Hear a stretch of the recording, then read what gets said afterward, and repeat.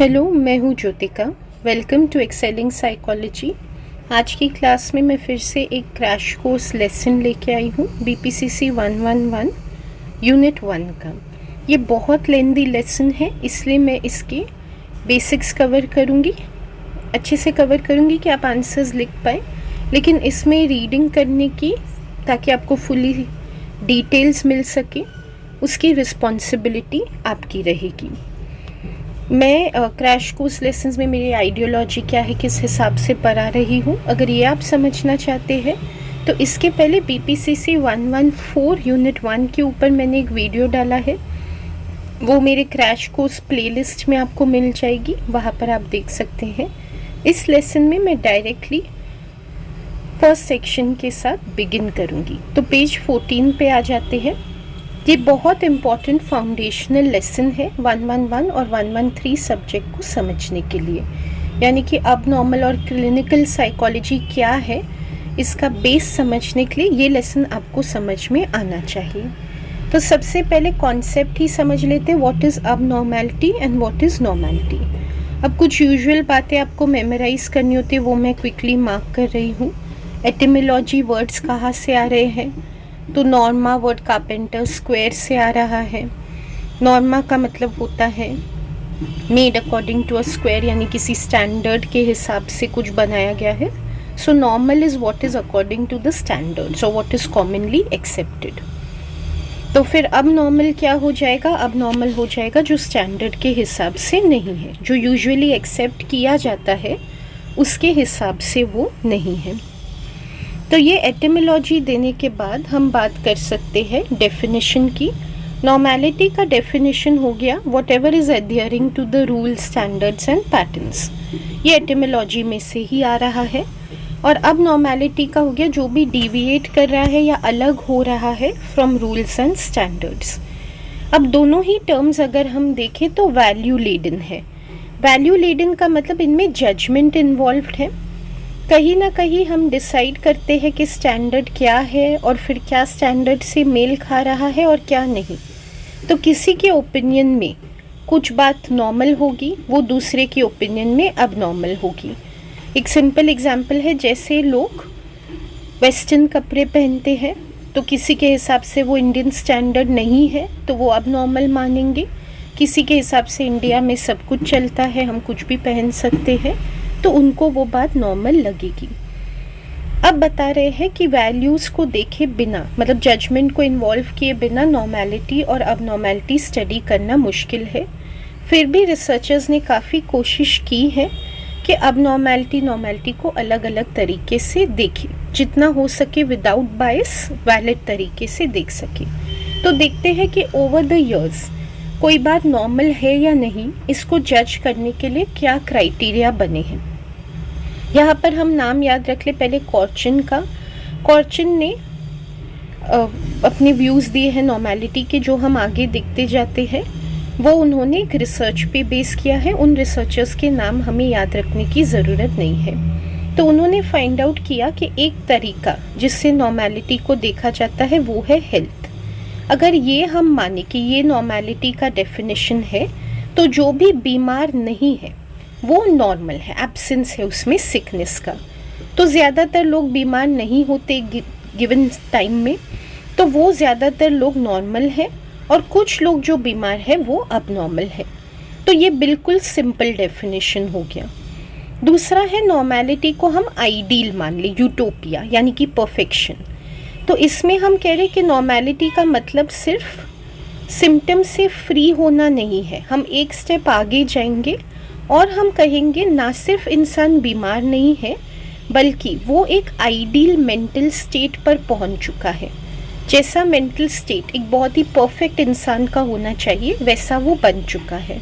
103, 114 जैसे सब्जेक्ट्स में आप देखते हैं, रॉजर्स ने कहा fully actualised person, fully functioning person. Allport ने मैच्योर पर्सनैलिटी कहा। मैस्लो ने सेल्फ एक्चुअलाइज पर्सन कहा। उस तरह के पर्सन को हम नॉर्मल मानेंगे।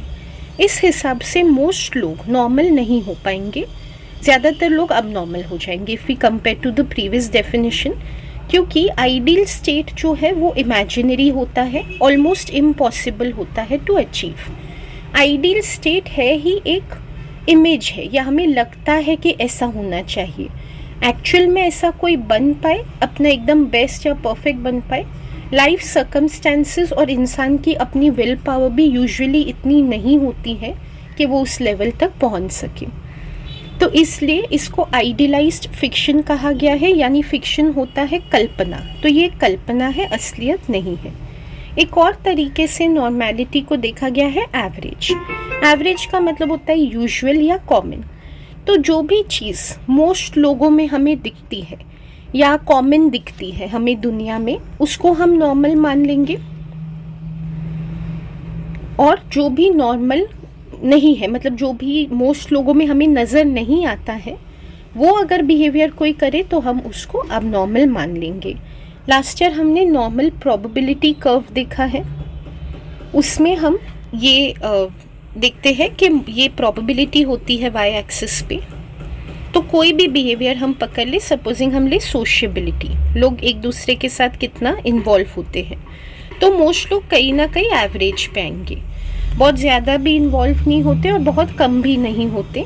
कुछ लोग होंगे जो बहुत एक्सट्रोवर्टेड किस्म के हैं, सारा टाइम उनको रिलेशंस ही बनाने हैं, एक भी मोमेंट के लिए जैसे अकेले नहीं रह सकते, तो वो राइट साइड में आ जाएंगे, ओवर एक्सट्रोवर्टेड पीपल। और कुछ लोग जो बिल्कुल भी किसी के भी साथ मिलना नहीं चाहते हैं, एक्सट्रीम इंट्रोवर्टेड पीपल, तो ऐसे लोगों को हम अब नॉर्मल मानेंगे। जो बीच में आते हैं मेजॉरिटी लोग, उनको हम नॉर्मल मानेंगे। तो ये स्टैटिस्टिक्स की बात हो जाती है, हमें गिनना पड़ेगा कि कितने लोग हैं जो यूजुअल में आते हैं, मतलब मोस्ट लोग क्या कर रहे होते हैं with respect to a given behaviour. और जो भी मोस्ट लोगों की उस परसेंटेज में या उस फ्रीक्वेंसी में नहीं आता है, उसको हमें लेना पड़ेगा एज अबनॉर्मल। यहाँ पर एक बेस्ट एग्जाम्पल रहता है आईक्यू का। मोस्ट लोगों का आईक्यू एवरेज होता है, यानी कि 100 आईक्यू या उसके नज़दीक होता है। कुछ लोग होते हैं जिनका आईक्यू 100 से बहुत ज़्यादा होता है या बहुत कम होता है। जिनका बहुत ज़्यादा होता है उनको यूजुअली हम गिफ्टेड कहते हैं, 103 में आपने पढ़ा है। जिनका बहुत कम होता है वो इंटेलेक्चुअली डिसेबल्ड कैटेगरी में आते हैं। तो ऐसे लोगों को हम अबनॉर्मल मानेंगे, चाहे गिफ्टेड ही क्यों ना हो, मतलब फंक्शनली उनको एडवांटेज है कि उनका आईक्यू ज़्यादा है, तो भी इस क्राइटेरिया के हिसाब से वो अबनॉर्मल में आ जाएंगे। और जो भी एवरेज 100 और उसके अराउंड है वो नॉर्मल में आएंगे। फिर होता है नॉर्मेलिटी को हम देखें सोशली एक्सेप्टेबल। हर सोसाइटी में नॉर्म्स होते हैं, यानी कि सही गलत की स्टैंडर्ड्स होते हैं। जो भी सोसाइटी के नॉर्म्स को मानता है उसको हम नॉर्मल समझ लेंगे। जो भी सोसाइटी के नॉर्म से विपरीत कुछ करता है उसको हम अबनॉर्मल समझ लेंगे। यहाँ पर एक और टर्म है जो इसी से रिलेटेड है, कल्चरल रिलेटिविज्म। ये कॉन्सेप्ट भी दिया गया है एंथ्रोपोलॉजिस्ट, यानी जो कल्चर स्टडी करते उन्होंने दिया है। उन्होंने बोला है कि एक समय में एक गिवन कल्चर में क्या एक्सेप्टेबल है, जो भी लोग वो एक्सेप्टेबल बिहेवियर दिखाते उनको हम नॉर्मल समझेंगे, और जो भी लोग एक्सेप्टेबल बिहेवियर नहीं दिखाते हैं उनको हम अबनॉर्मल समझेंगे। तो नॉर्मेलिटी रिलेटिव हो गया, एब्सोल्यूट नहीं है। उस समय के कल्चर के हिसाब से जो जैसा है वो नॉर्मल है। इसका मतलब है कि कन्फॉर्मिटी तरीका है मापने का कि कोई नॉर्मल है या नहीं। कन्फॉर्मिटी आपने 107 सब्जेक्ट में स्टडी किया है। जो भी कल्चरल नॉर्म्स को फॉलो करता है वो कन्फॉर्मिटी करता है। जैसे कि एक सिंपल एग्जाम्पल है, आजकल मोस्ट बच्चे कौन सा करियर बना रहे हैं आप ये पता कर लीजिए। तो सपोजिंग मोस्ट बच्चे कॉमर्स में करियर बना रहे हैं, तो जो भी बच्चा वैसा ही करियर बनाते हैं कॉमर्स में वो नॉर्मल है। जो भी आर्ट्स या ह्यूमैनिटीज़ में जाता है उसको सोसाइटी अब नॉर्मल देखेगी। लेकिन अगर कल को कल्चर बदल जाए और ज़्यादातर लोग आर्ट्स में चले जाए तो आर्ट्स वाले बच्चे नॉर्मल हो जाएंगे और कॉमर्स वाले अब नॉर्मल हो जाएंगे।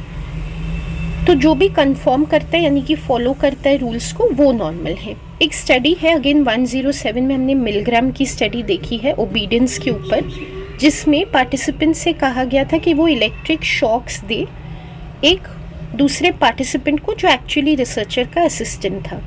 लेकिन पार्टिसिपेंट को ये बात पता नहीं थी, तो वो शॉक्स दे रहा था मान के कि वो रियल में शॉक्स दे रहा है दूसरे पर्सन को।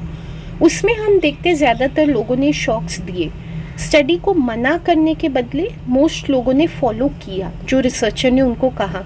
मतलब जानते बूझते हुए कि वो जो दूसरे को टॉर्चर कर रहे हैं, दूसरे को उनकी वजह से पीड़ा हो रही है, तो भी वो शॉक्स देते गए। तो यहाँ पर ये एग्जाम्पल क्यों दिया है कि इससे हमें समझ में आता है अगर ये वाला डेफिनेशन हम मान के चले तो बहुत गलत प्रचलन हो सकता है सोसाइटी में। अगर हम कहें कि जो भी रूल्स को फॉलो करता है वो नॉर्मल है, तो इस तरह के लोगों को हमें नॉर्मल मानना पड़ेगा जो दूसरों को दुख और पीड़ा दे सकते हैं। इसलिए इस एक्सप्लेनेशन को रिकंसिडर करने की ज़रूरत है। फिर एक और एक्सप्लेनेशन है, नॉर्मैलिटी को हमें प्रोसेस मान लें। प्रोसेस का मतलब है टेम्पोरल या टाइम रिलेटेड है, टाइम पे बेस्ड है नॉर्मैलिटी। जो भी डेवलपमेंटल फेज में है, जैसे हमने 109 में स्टडी किया है, अगर हम उसके हिसाब से बिहेव कर रहे हैं जो उस डेवलपमेंटल एज में एक्सपेक्टेशन है और जो मोस्ट लोग करते हैं उस स्टेज में, अगर हम वो कर रहे हैं तो हम नॉर्मल है, वरना हम नहीं है। तो ये 5th तरीका हो गया देखने का। यहाँ पर एग्जाम्पल है, जैसे हमने स्टडी किया है कि एक इन्फेंट जो होता है वो बैबल करता है, कुछ भी मटर करता रहता है, कुछ भी बोलता है जो सेंसिबल नहीं होता क्योंकि उसको वर्ड्स बोलने नहीं आते। वो एक छोटा बेबी है। लेकिन एक 5 साल का जो बच्चा है वो वर्ड्स बोल सकता है, या एक अडल्ट है वो बोल सकता है। अगर वो बैबल करे, मीनिंगलेस फ्रेजेस यूज़ करे, तो उसको हम नॉर्मल नहीं समझ सकते। तो रिलेटेड टू दिस ओनली अब हम समझ सकते हैं कि अब नॉर्मैलिटी का क्या क्राइटेरिया है। अब नॉर्मल हम किसे कहेंगे? एक तो हम अब नॉर्मल उसे कहेंगे जो डिस्ट्रेस दिखाता है। डिस्ट्रेस का मतलब है मेंटल सफरिंग और एगनी, जिसको खुद अपने बिहेवियर की वजह से पीड़ा होती है। लेकिन ये क्राइटेरिया अगर हम ले ले तो हमें रियलाइज़ होगा कई ऐसे लोग हैं जो अब नॉर्मल है, मतलब जो ऐसे बिहेवियर करते हैं जो हमें देख के ही पता चलता है कि कुछ तो गलत है, लेकिन उनको खुद को पीड़ा नहीं होती है उस बिहेवियर से। एक सिंपल एग्जाम्पल है, अगर हम ले कि किसी का जॉब इंटरव्यू आ रहा है तो वो बहुत टेंशन में है, तो उसको पीड़ा हो रही है, मतलब उसके अंदर डिस्ट्रेस है, तो वो अब नॉर्मल है। लेकिन अगर कोई बाइपोलर डिसऑर्डर में है या सब्सटेंस अब्यूज़ कर रहा है, बाइपोलर डिसऑर्डर आप आगे पढ़ेंगे, उसमें इंसान बहुत हाइपर हो जाता है, इम्पल्सिव, इरिटेटेड, तो उसको खुद को पीड़ा नहीं होगी, वो दूसरों को पीड़ा देगा। या कोई सब्सटेंस यूज़ करता है, जैसे कोई शराबी होता है, अल्कोहलिक, तो वो अपनी फैमिली को मारपीट करता है, अपनी रिस्पॉन्सिबिलिटी नहीं रखता, वो तो होश में भी नहीं रहता, उसको कोई डिस्ट्रेस नहीं है, उसकी फैमिली को डिस्ट्रेस होता है उसकी वजह से।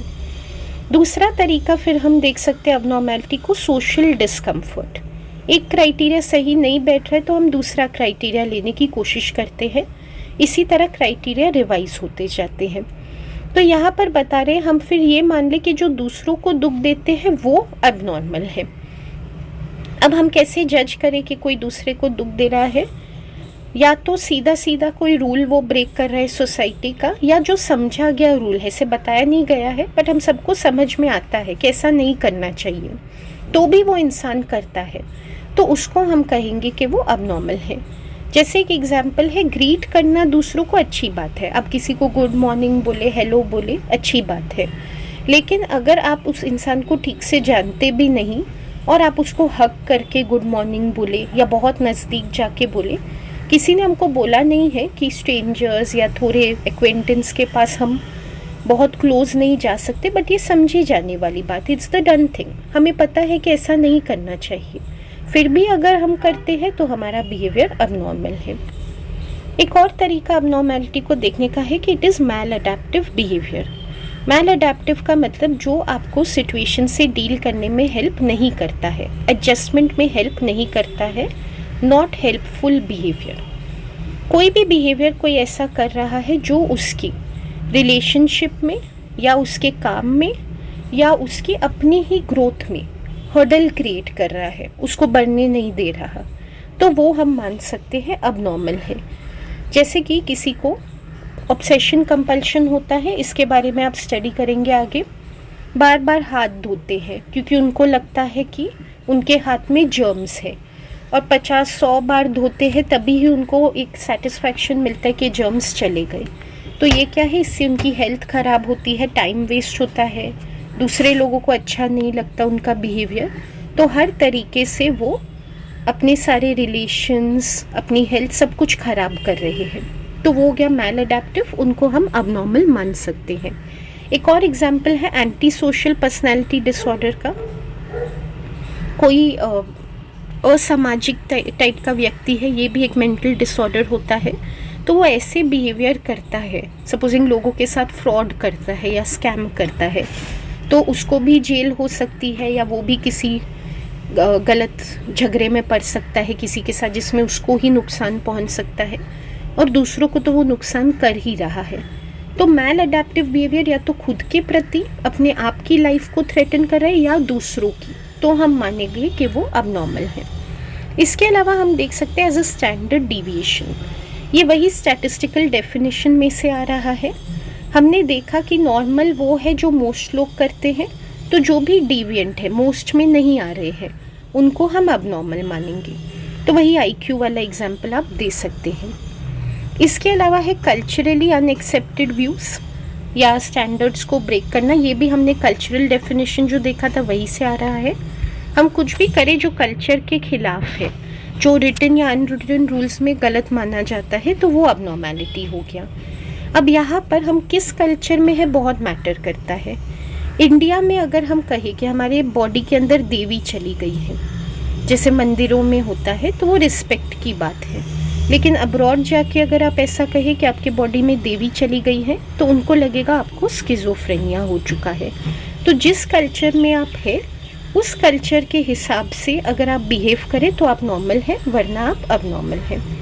तो इस तरह हमने देख लिया कि कई सारे क्राइटेरिया है, और कौन सा हम यूज़ करेंगे वो डिपेंड करेगा हमारी थियोरी क्या है, थियोरेटिकल ओरिएंटेशन, और हमें हमेशा चेक करना चाहिए सोसाइटी के लिए क्या सही है। एंड पर्पस है कि सबकी वेलबींग होनी चाहिए, सब नॉर्मल रहने चाहिए, किसी को भी अबनॉर्मैलिटी का दुख नहीं होना चाहिए। तो फिर उस हिसाब से हमें क्राइटेरिया सिलेक्ट करना है। मुझे पता है मेरी पेस बहुत फास्ट है, बट लेसन बहुत लंबा है, इसलिए मैं फास्ट कर रही हूँ। जैसे मैंने पहले बताया, I want to remind you, आपको रीडिंग करनी पड़ेगी। क्या होता है, हम जब डायरेक्ट रीडिंग करने जाते हैं मुश्किल होता है, मेरा वीडियो देखने के बाद जब आप रीडिंग करेंगे तो ईजी होगा। तो वीडियो देखने के बाद आप immediately next half an hour 1 hour में लेसन रीड कीजिए, तो आपको पक्का हो जाएगा। ओके, अब नेक्स्ट सेक्शन की तरफ बढ़ते हैं। तो अब हम बात करेंगे कि ये जो सारे क्राइटेरिया हमने लिए हैं, इनको साइकोलॉजिस्ट यूज़ कैसे करते हैं। साइकोलॉजिस्ट को कई सारा तरह की मानसिक बीमारियां यानी कि मेंटल डिसऑर्डर्स लोगों में पहचानने पड़ते हैं। जिस तरह शारीरिक बीमारी होती है, किसी को डायबिटीज़ होता है, किसी को कैंसर, किसी को हार्ट डिजीज़, उसी तरह मन की भी कई सारी बीमारियां हैं। तो यही बेस क्राइटेरिया है जिसके हिसाब से पहचाना गया है कि कौन कौन सी अबनॉर्मैलिटीज़ है या कौन कौन सी बीमारियां हैं, और फिर साइकोलॉजिस्ट उसकी डायग्नोसिस यानी कि उसकी पहचान करते हैं। अगर मैं क्लिनिकल साइकोलॉजिस्ट या फिर एक साइकाइट्रिस्ट के पास जाऊँ और उनको लगता है कि मुझे मेंटल डिसऑर्डर है, तो वो कैसे तय करेंगे कि मुझे है या नहीं मेंटल डिसऑर्डर।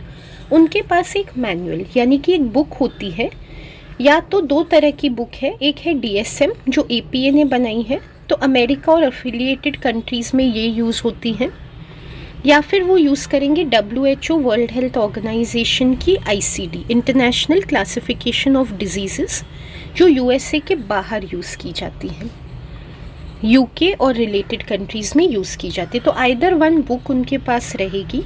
उस बुक में हर मेंटल डिसऑर्डर के सिम्टम्स यानी कि लक्षण लिस्टेड है, और उससे एसोसिएटेड, हर डिसऑर्डर से एसोसिएटेड एक स्ट्रक्चर्ड इंटरव्यू होता है।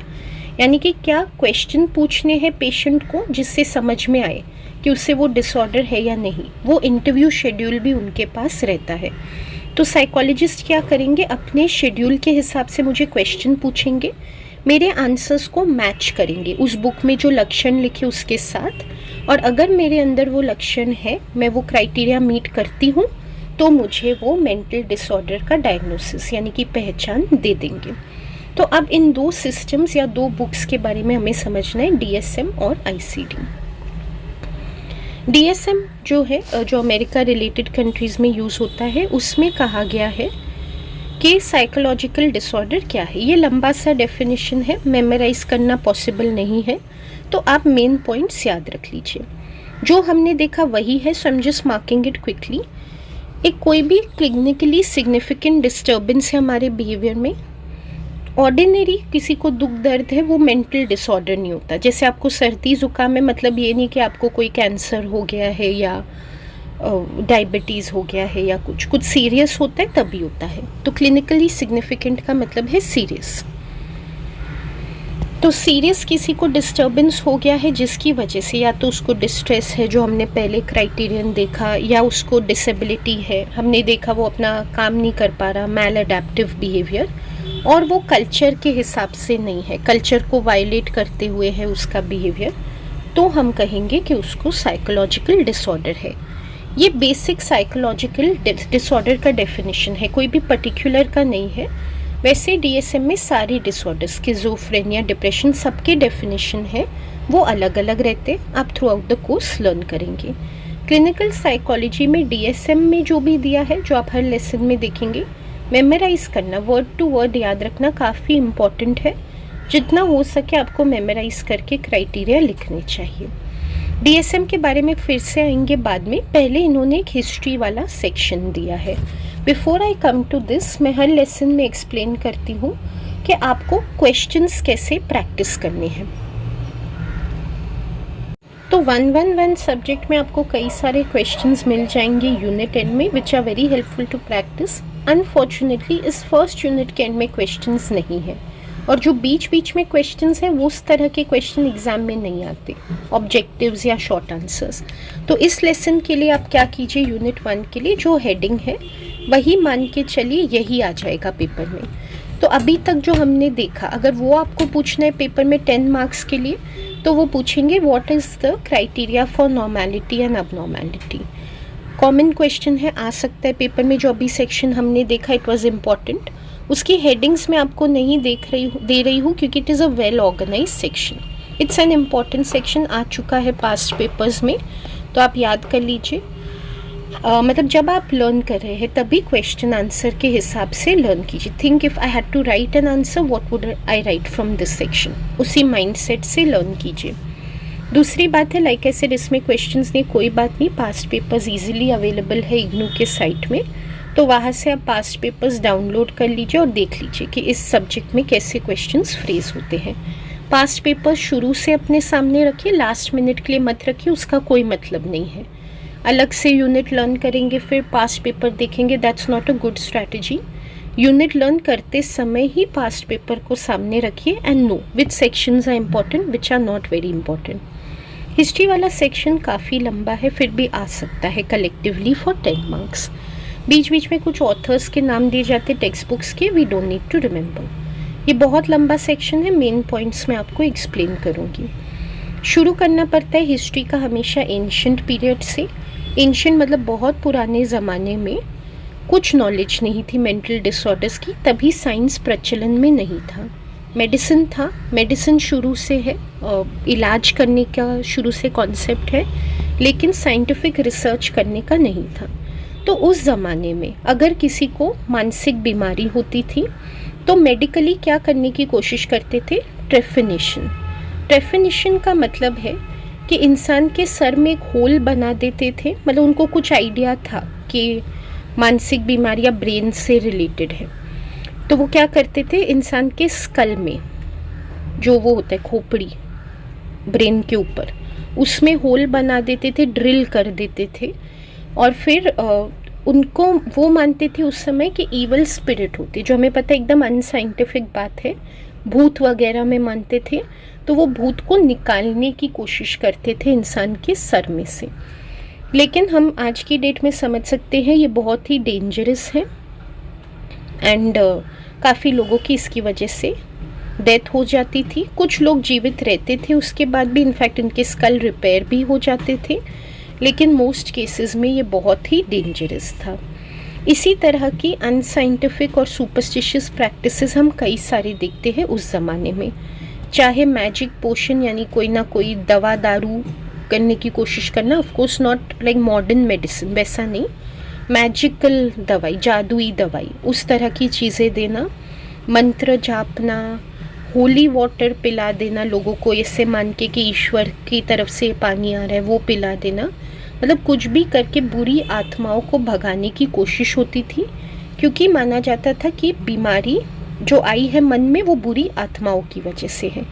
धीरे धीरे ये व्यू चेंज होता गया। बहुत लोगों को रियलाइज़ हुआ कि एक तो ये सुपरस्टिशियस है, इसका कोई आधार नहीं है, दूसरी बात कि ये बहुत ही टॉर्चरस है, लोगों पर क्रुएल्टी हो रही है इस तरह से। तो फिर सोमैटोजेनेसिस वाले व्यूज़ आने लग गए। सोमैटो का मतलब है बॉडी और जेनेसिस का मतलब है ओरिजिन या शुरुआत। तो बॉडी में शुरुआत होती है मानसिक बीमारी की, ये माना जाने लगा कई सारी कंट्रीज़ में, आप नाम देख सकते हैं। तभी भी ये समझ थी कि ब्रेन जो है उसी में कॉन्शियसनेस होता है, हमारे दिमाग में, और माना जाता था कि बॉडी का यही हिस्सा है, ब्रेन है जो मानसिक बीमारी में रिजल्ट कर रहा है। इंडिया स्पेसिफिक बात करें तो इंडिया में अथर्ववेदा, ये सब आप मेमोराइज कर लीजिए। मैं एक एक पिंक में मार्क नहीं करूँ, बट इट्स अंडरस्टूड। हिस्ट्री पूरा सेक्शन ही मेमोराइजेशन है, तो जो भी मैं बुक्स, कंट्रीज एंड ऑल का नाम मार्क कर रही हूँ आपको याद रखना है। तो एंशंट इंडिया में अथर्ववेदा है, उसमें आप देख सकते हैं डिसऑर्डर्स की काफ़ी सारी चर्चा है, मेंटल डिसऑर्डर्स की, और किस तरह से ट्रीटमेंट करनी है ये भी बताया गया है। इसके अलावा और भी सीक्रेट टेक्स्ट है, जैसे कि चारक संहिता, सुश्रुता संहिता, कोई भी 2-3 नाम आप याद कर लीजिए, वो भी मेडिकल प्रैक्टिशनर्स ने ही लिखी है, उसमें भी इस तरह की ट्रीटमेंट बताई गई है। चाइना में भी पैरेलल हमें मिलता है, वहाँ पर चंग चिंग नाम के एक रिनाउंड मेडिकल प्रैक्टिशनर थे, उनको चाइना का हिपोक्रेट्स कहा गया है, यानी बहुत बड़े फिलोसोफर ग्रीक के जो थे, ग्रीस के थे, उनके साथ उनकी तुलना की गई है। उन्होंने सोमैटोजेनिक पे ज़्यादा फोकस किया कि बॉडी से कैसे आता है मेंटल डिसऑर्डर, लेकिन साइकोजेनिक का भी डिस्कशन किया है, यानी वो थोड़े एडवांस थे। उन्होंने ये भी बताया कि माइंड या थिंकिंग से भी ये डिसऑर्डर्स आ सकते हैं, जो व्यू हम आज की डेट में मानते हैं। इजिप्शियन मेडिसिन में भी ग्रीक्स का बहुत इन्फ्लुएंस था, जैसे कि हिपोक्रेट्स का, लेकिन इजिप्शियंस भी काफ़ी सुपरस्टिशियस थे, तो उनके जो टेम्पल्स होते हैं वहाँ पर वो सैनाटोरिया बनाते थे, यानी कि ऐसी जगह बनाते थे जहाँ पर लोगों को अच्छी सराउंडिंग मिले और उनसे उनकी मेंटल इलनेस ठीक हो सके। तो in a sense, but it was a positive treatment, कोई भी टॉर्चर नहीं कर रहे थे, अच्छी तरीके से लोगों को हेल्प करने की कोशिश कर रहे थे, लेकिन साइंटिफिक अभी भी नहीं थे, अभी भी उनको रियल समझ नहीं थी कि डिसऑर्डर कैसे आते हैं और कैसे सॉल्व करना है। एक इम्पॉर्टेंट नाम है गैलन का। गैलन जो है वो एक बहुत बड़े ग्रीक फिजिशियन थे, और उन्होंने कई सारी मेडिकल की तरफ कंट्रीब्यूशन किया है। उन्होंने फिज़िकल चीज़ों को इम्पोर्टेंस दिए, दवाइयों के प्रति कंट्रीब्यूट किया है फॉर मेंटल डिसऑर्डर्स, और जस्ट लाइक चिंग चिंग उन्होंने भी कहा है कि मेंटल फैक्टर्स को भी हमें कंसिडरेशन में लेना चाहिए। तो ये एंशिएंट व्यू हो गया, मोर और लेस मेमोराइजेशन है पेपर के लिए। इसके बाद आता है मिडल एजेस। मिडल एजेस में हम देखते हैं कि इस्लामिक वर्ल्ड बहुत आगे बढ़ चुका था, उस समय में बहुत डेवलपमेंट थी उनमें। तो middle east, Baghdad, Damascus, Aleppo, ये सब जगहों में बहुत प्रोग्रेस था। यूरोप लेकिन उस समय पे, यानी वेस्टर्न वर्ल्ड डार्कनेस में था, सुपरस्टिशन में अभी भी घिरा हुआ था। तो मिडल ईस्ट जो इस्लामिक नेशंस है वहाँ की बात करें तो वहाँ पर काफ़ी प्रोग्रेसिव व्यूज़ थे। वहाँ पर आप नाम याद रख लीजिए, एविसेना, उनको प्रिंस ऑफ फिजिशियंस कहा जाता था, और वो अच्छे से ह्यूमन ट्रीटमेंट, यानी कि इंसानियत के साथ मानसिक पेशेंट्स की ट्रीटमेंट करते थे। लेकिन यूरोप में उस समय इनह्यूमन ट्रीटमेंट होती थी, वही सब जादू टोना, विचेस में मानना, जो मेंटली डिस्टर्ब्ड है उनको विच कह के उनको टॉर्चर करना, ये सब होता था। यूरोप में एक और चीज़ देखी गई, मास मैडनेस। मास मैडनेस का मतलब बहुत सारे लोग एक साथ, सैकड़ों हजारों लोग एक साथ बीमार पड़ जाते थे मेंटली। ऐसा क्यों होता था? क्योंकि वहाँ पर बहुत दुख का समय था यूरोप में, कभी प्लेग आता था, कभी फैमिन, कभी जो अमीर लोग हैं वो गरीबों को बहुत एक्सप्लॉइट करते थे, इसलिए सब मिल के मानसिक तौर पे डिस्ट्रेस्ड हो रहे थे और बीमार पड़ रहे थे। ऐसे लोगों पर भी टॉर्चर किया जाता था, उनको डेविल, विच, वुल्फ ये सब कह के इनह्यूमन ट्रीटमेंट उनके साथ किया जाता था। दूसरी तरफ देखें तो बगदाद में मेंटल हॉस्पिटल बन गया था, यानी कि अच्छी ट्रीटमेंट, ह्यूमन ट्रीटमेंट हो रही थी लोगों की। लेकिन यूरोप में वही सब एक्सॉर्सिज्म, मतलब विचेस को मारना और आत्माओं को, बुरी आत्माओं को शरीर में से निकालने की कोशिश करना, ये सब चल रहा था। इसके बाद थोड़ा और आगे बढ़े तो 15th to 18th सेंचुरी हम देखते हैं यूरोप में रेनेसांस हो गया था इस पीरियड में, यानी कि जो मिडिल क्लास और लोअर क्लास लोग थे उन्होंने रिवोल्ट कर दिया था, टॉर्चर जो अपर क्लास उनके खिलाफ करता था उसके अगेंस्ट। तो वो बहुत अच्छी बात हुई क्योंकि साइंटिफिक टेम्पर आ गया, सुपरस्टिशन हटने लगे और साइंस में लोगों का विश्वास आ गया। तो उस समय हम देखते एक स्विस फिजिशियन थे पैरासिलिस, उन्होंने साइंटिफिक एक्सप्लेनेशन दिया मास मैडनेस का, जो हमने पहले देखा। उन्होंने कहा मास मैडनेस कोई विचेस और कोई आत्माओं की वजह से नहीं होता, रादर लोग बहुत स्ट्रेस्ड आउट हो रहे हैं बुरे सोशो इकोनॉमिक कंडीशंस की वजह से, उसकी वजह से हो रहा है। इसके अलावा एक जर्मन फिजिशियन आए वेयर, उन्होंने एक बुक भी लिखी, बुक का नाम याद रख लीजिए, on the deceit of demon. एक बुक थी उस समय, मैलियस मैलेफिसेंस। उस बुक में विच हंटिंग कैसे करनी है, मतलब लोगों को विचेस मान के कैसे मारना है, ये सब एक्सप्लेन था। बहुत ही क्रूएल, बहुत ही इनह्यूमन बुक थी। तो उसके खिलाफ जोहान वेयर ने अपनी बुक लिखी डिसीट्स ऑफ द डीमंस, मतलब किस तरह से लोगों पे क्रूएल्टी की जा रही है वो उन्होंने एक्सप्लेन किया। ऐसे ह्यूमन कंट्रीब्यूशन की वजह से और ऐसे अच्छे एटीट्यूड की वजह से उनको नाम दिया गया है फाउंडर ऑफ मॉडर्न साइकोपैथोलॉजी। लेकिन उनकी बातों से जो चर्च थे वो ऑफेंड हो गया। चर्च जो है उनको साइंटिफिक टेम्परामेंट उस समय में पसंद नहीं आता था, उनको लगता था कि उनका कंट्रोल चला जाएगा लोगों के ऊपर से, इसलिए उनको के खिलाफ एक्शन लिया गया, उनके काम को बैन किया गया, लोगों को उनकी बुक नहीं पढ़ने दी गई। लेकिन धीरे धीरे और लोग उनके साथ जुड़ने लगे। ज़्यादा टाइम तक हम साइंटिफिक या रीजनेबल वॉइस को दबा नहीं सकते, इसीलिए ये जो अवेयर है उनके साथ और लोग जुड़ने लगे। इनफैक्ट चर्च में से ही एक सेंट विंसेंट डी पॉल, एक ब्रदर जो है चर्च में से, उन्होंने अपनी लाइफ तक रिस्क कर दी, चर्च के खिलाफ चले गए वो, और मानसिक पेशेंट्स की ह्यूमन और मेडिकल ट्रीटमेंट उन्होंने भी स्टार्ट की। तो इस तरह हम देखते हैं कि कैसे धीरे धीरे लोगों को, मानसिक पेशेंट्स को एक रिस्पेक्ट के साथ देखा जाने लगा और जेन्युइन कोशिश उनकी मदद करने की, ना कि उनको सोसाइटी से निकालने की गई। लेकिन काफ़ी समय लग गया, it's quite a long history. इसके अलावा हम देखते हैं कि ये सब जब शुरुआत हुई, बहुत अच्छी शुरुआत थी ह्यूमन ट्रीटमेंट की, इसलिए असाइलम्स बनाए जाने लगे कि हम असाइलम बनाएंगे या मेंटल हॉस्पिटल बनाएंगे, लोगों को यहाँ पर अच्छी ट्रीटमेंट देंगे जिससे वो ठीक हो जाए और फिर से उनको सोसाइटी में लेके आएंगे। अनफॉर्चुनेटली इंटेंशन अच्छा था, बट बहुत बार प्रैक्टिस में प्रॉब्लम आने लगती है। तो इंटेंशन जो था उसके हिसाब से असाइलम प्रैक्टिस में फंक्शन नहीं हो रहे थे, रादर वहाँ पे लोगों को चेन में भेड़ बकरी के जैसे रखा जा रहा था, खाना नहीं मिल रहा था, यहाँ तक कि उनको एग्जिबिशन पे रख दिया जाता था।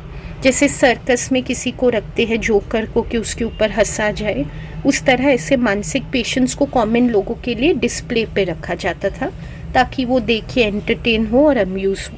यानी कि जो ह्यूमन ट्रीटमेंट थी वो फिर से क्रूएल्टी में बदल गई। यहाँ पर इनफैक्ट एक हॉस्पिटल था जो बहुत ही इनफेमस था इस तरह के काम के लिए, सेंट मैरी ऑफ बेथलेहेम, तो वो नाम आप याद रख लीजिए। इसको बेडलैम भी कहा जाता था बिकॉज ऑफ कितनी बुरी तरह इसमें पेशेंट्स को ट्रीट किया जाता था, बहुत ही गलत तरीके का ये हॉस्पिटल था।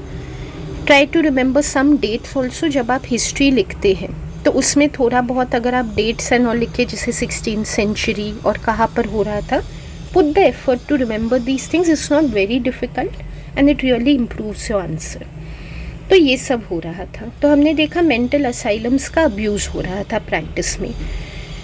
तो फिर इसके अलावा, मतलब लोगों को परेशान करने के अलावा, जब बात होती थी ट्रीटमेंट की, कैसे इससे लोगों को इधर रख के हम उनको हेल्प कैसे कर रहे हैं, तो किस तरह की ट्रीटमेंट दी जाती थी, शॉक्स देना, मार पिटाई करना, मतलब बहुत ज़्यादा उनको जानवरों के जैसे ट्रीट किया जाता था। एक लॉजिक बना दिया गया था जो बहुत ही गलत था कि लोगों को फ्राइटन करके ट्रीट करना है, इतना मार पीट के डरा दो इंसान को कि वो ठीक हो जाए। इसका कोई सेंस नहीं था, बट इसको एक एक्सक्यूज़ के जैसे दिया गया था, एक जस्टिफिकेशन कि इस तरह हम लोगों को ठीक कर रहे हैं। ऑफ कोर्स इसके खिलाफ आवाज़ उठनी ही थी, तो पिनेल आए उस समय, पिनेल साइकाइट्रिस्ट थे। उन्होंने इस तरह की बातों पे स्ट्रॉन्ग ऑब्जेक्शन लिया। उन्होंने कहा कि असाइलम में जो लोग हैं वो बीमार हैं। जब कोई इंसान शारीरिक बीमारी में होता है हम उसके साथ मारपीट नहीं करते, मारपीट क्रिमिनल्स या जानवरों के साथ की जाती है। तो उन्होंने कहा कि चेन्स हटाए जाने चाहिए। वो एक इन्फ्लुएंशियल इंसान थे, उन्होंने चेन्स हटवाए असाइलम में से और लोगों को साफ़ सुथरा क्लीन हाइजीनिक सेटिंग्स दिया। उसी समय जब पिनेल ये सब काम कर रहे थे तो फ्रांस में भी विलियम ट्यूक नाम के रिसर्चर थे, वो भी सिमिलर काम कर रहे थे। उन्होंने योक रिट्रीट नाम का एक असाइलम खोला। ये बाकी असाइलम के जैसे नहीं था, ये पीसफुल इन्वायरमेंट वाला असाइलम था जहाँ पर मेंटल पेशेंट्स जाके बहुत अच्छा अपने आप को रिफॉर्म कर सकते थे।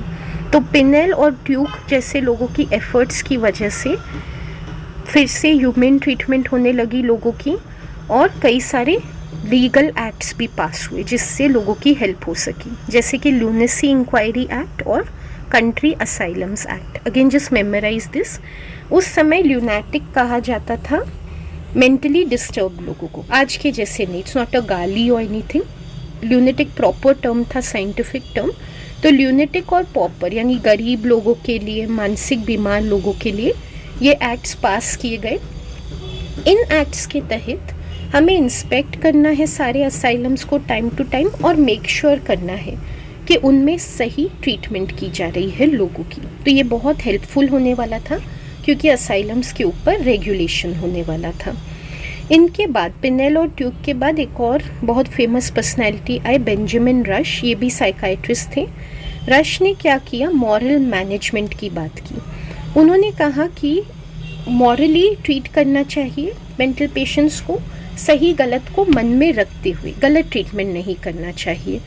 जब उन्होंने मॉरल मैनेजमेंट इस्टेब्लिश किया असाइलम्स में, स्पेशली अपने असाइलम्स में, तो ऐसा देखा गया बहुत हाई डिस्चार्ज रेट्स हो रहे थे, बहुत लोग ठीक हो रहे थे इसकी वजह से और नॉर्मल होके सोसाइटी में लौट रहे थे, जो कि ऑर्डिनरी असाइलम्स के साथ नहीं हो रहा था। तो प्रूव हो गया कि उनका जो व्यू था वो सही था और एक्चुअली पेशेंट्स के लिए हेल्पफुल था।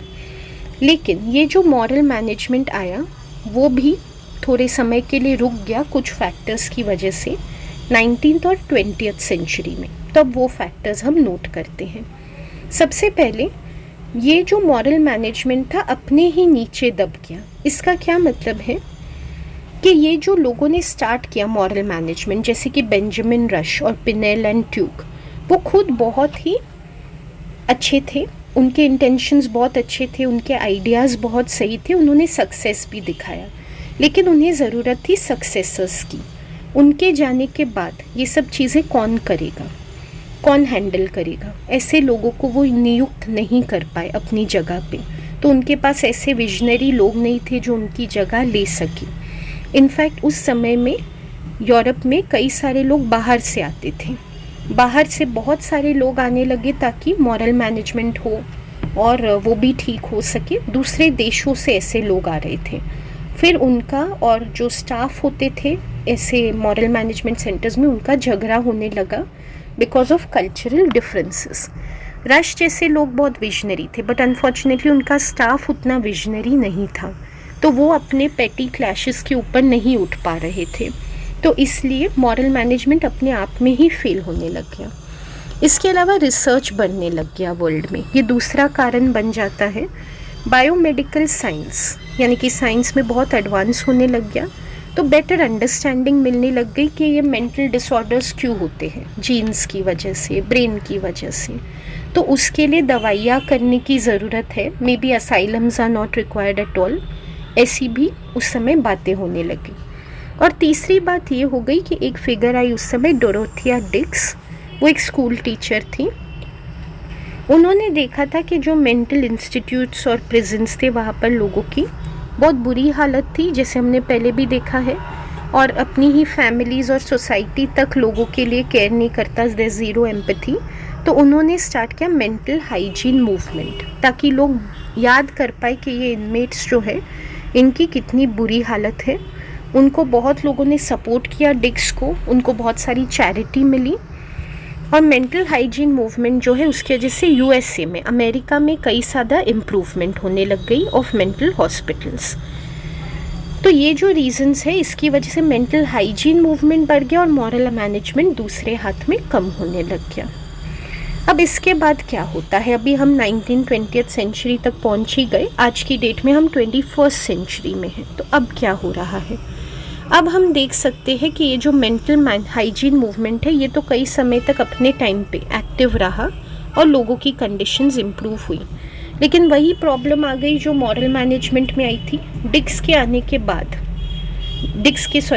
के बाद कोई ऐसा सक्सेसर नहीं था जो उनके ये मेंटल हाइजीन को आगे लेके जा सके, तो इंटरेस्ट ख़त्म हो गया इस बात में। तो इन सब की अच्छी इंटेंशंस को अगर हम देखें तो ये कुछ गिने चुने लोग ही रहे जिन्होंने मेंटल पेशेंट्स के लिए कुछ किया। उनके बाद कोई ऐसा आ ही नहीं पाया है आज की डेट तक जो इस लेवल पर रेवोल्यूशंस लेके आ सके। नो डाउट साइकोलॉजी में ओवरऑल बहुत अच्छी इम्प्रूवमेंट है, आज हमारे पास बहुत अच्छी ट्रीटमेंट्स है और बहुत बेटर हम डील कर सकते हैं मेंटल कंडीशंस के साथ। लेकिन आज भी जो हम देखते कई जगह पे मेंटल असाइलम्स, मेंटल हॉस्पिटल्स की कंडीशंस अच्छी नहीं है, उसके लिए हमेशा रेवोल्यूशनरी फिगर्स की ज़रूरत पड़ती है जो आके सबको अवेकन करें। इस तरह के लोग आजकल मिलना डिफ़िकल्ट है जो लीडरशिप दिखा सकें। अब हम बात करते हैं second half of 20th century, यानी जैसे हम 21st सेंचुरी के नज़दीक आते हैं। हम देख रहे ऑलरेडी साइकाइट्रिक मेडिसिन डेवलप होने लगा था, तो उसकी डेवलपमेंट फर्दर होती गई। स्किज़ोफ्रेनिया नाम का जो सबसे सिवियर मेंटल डिसऑर्डर है उसके लिए भी एक मेडिसिन बन गई, क्लोरप्रोमाज़ाइन। तो इस मेडिसिन को लेके ही लोगों की सिम्टम्स काफ़ी कम होने लगते हैं, तो ज़रूरत नहीं पड़ती कि बहुत ज़्यादा लोगों को हॉस्पिटल में डाला जाए, घर में दवाई लेके ही वो बेटर होने लगते हैं। तो फिर हम उनको हॉस्पिटल या असाइलम में क्यों डालें, क्योंकि हॉस्पिटल या असाइलम में जाके इतनी बैड कंडीशंस और स्ट्रेंजर्स के साथ वो जाके रहे, ये तो डिज़ायरेबल भी नहीं है। अपने लोगों के साथ रहेंगे, अपनी फैमिली के साथ, तो बेटर हो जाएंगे। तो ये जो रहा है मेडिसिन्स दे के हॉस्पिटल्स पे लोड कम करना, इसको कहा जाता है डी इंस्टीट्यूशनलाइजेशन मूवमेंट। कई सारे मेंटल असाइलम और हॉस्पिटल तो इसकी वजह से बंद ही हो गए हैं। अब जो मेंटल असाइलम हॉस्पिटल रह गए हैं वो काफ़ी कम है। नो डाउट आज भी प्रैक्टिस में उनमें मैल प्रैक्टिसेस होती हैं, लेकिन ओवरऑल संख्या गिर गई है असाइलम्स की कंपेयर टू बिफोर। ये जो मेडिसिन है इनका मास अपील है, क्योंकि कोई भी एज सच इंस्टीट्यूशन में रहना नहीं चाहता। पेशेंट इतने बुरे इन्वायरमेंट में रहना नहीं चाहते, उनको बेटर क्वालिटी ऑफ लाइफ चाहिए। फैमिलीज़ को भी अच्छा लगता है कि पेशेंट उनके पास रहे, और कॉस्ट वाइज भी, फाइनेंशियली भी ज़्यादा अफोर्डेबल पड़ता है कि हमें लोगों को इंस्टीट्यूशन में ना डालना पड़े। इसके लिए इसकी पॉपुलैरिटी बहुत है। कई सारे हॉस्पिटल एंड ऑल बंद हुए, उसके स्टैटिस्टिक्स दिए गए, दैट्स नॉट वेरी इंपॉर्टेंट। ये परसेंटेजेस एंड ऑल आपको याद रखने की ज़रूरत नहीं है। तो डी इंस्टीट्यूशनलाइजेशन का गोल ही रहा है कि कॉस्ट इफेक्टिव यानी रीजनेबल रेट्स पे और ह्यूमन ट्रीटमेंट लोगों को मिल सके, और वो मिल भी रही है।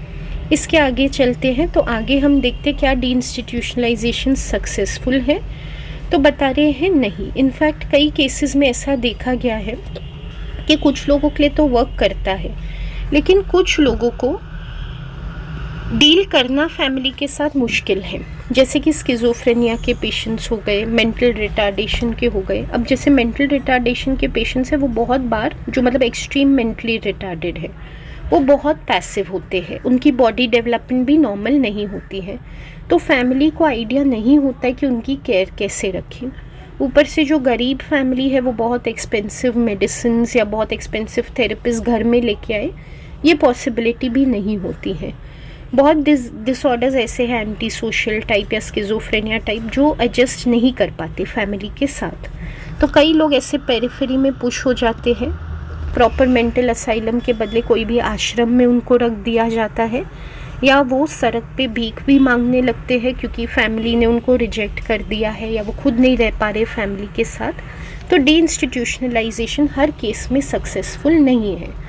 एक एक्सट्रीम से दूसरे में जाके हमें रियलाइज़ होता है कि उसकी भी कुछ वैल्यू थी, इंस्टीट्यूशनलाइजेशन भी कुछ हद तक सही ही था।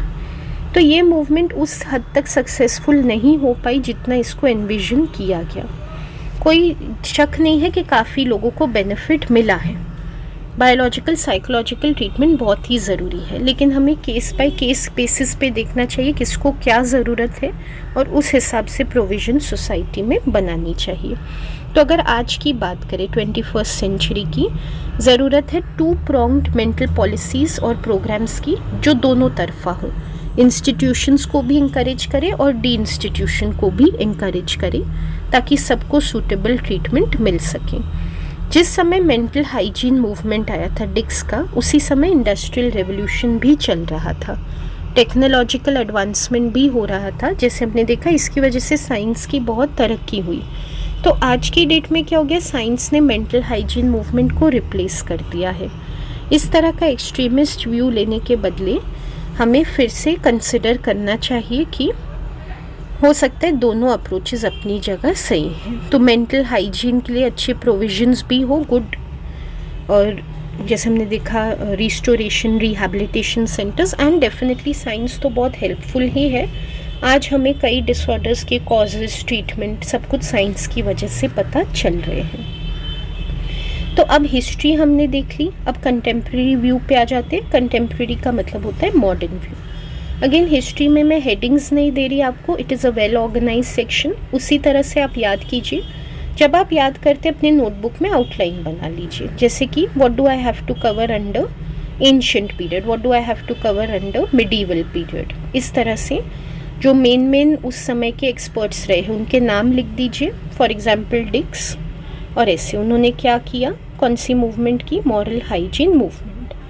ये मूवमेंट क्या है ये तो आप अपनी अंडरस्टैंडिंग से एक्सप्लेन कर पाएंगे, बट इस तरह आउटलाइन बनाते जाइए अपनी बुक में, तो फिर आपको समझ में आएगा कि आपको क्या क्या कवर करना है अंडर दैट टॉपिक। और भी मेरे कई वीडियोस हैं इस चैनल में जिसमें मैंने प्रॉपर आउटलाइनिंग, सेक्शन हाईलाइटिंग ये सब करके दिखाया। आप वहाँ से भी सीख सकते हैं how you can do all these things. Like I said, इस लेसन में मेरा क्विक ओरिएंटेशन है तो I am not getting into that, but it's very simple.